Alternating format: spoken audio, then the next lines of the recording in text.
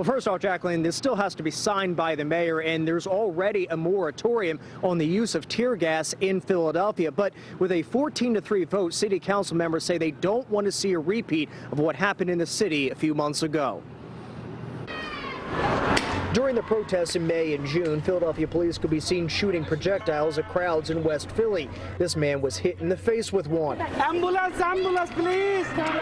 In Center City, tear gas filled the lanes of 676, sending protesters running. Banning them is definitely a must, but as far as it making things great, no, we're very far from that. Riley Ross and his firm represent more than 100 people who were gassed or struck by a less than lethal round.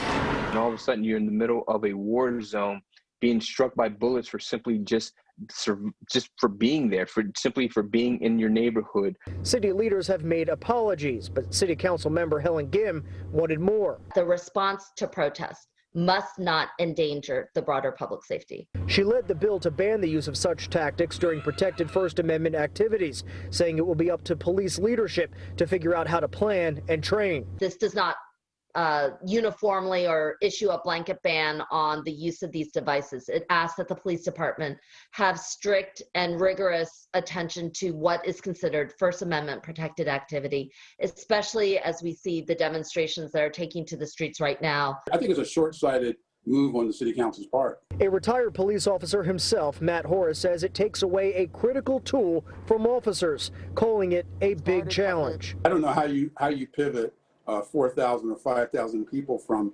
training that they received for crowd and riot control for years and decades.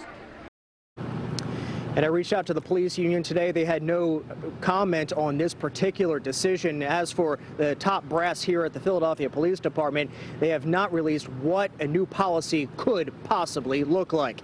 Live at police headquarters, I'm at DeLucia, NBC10 News.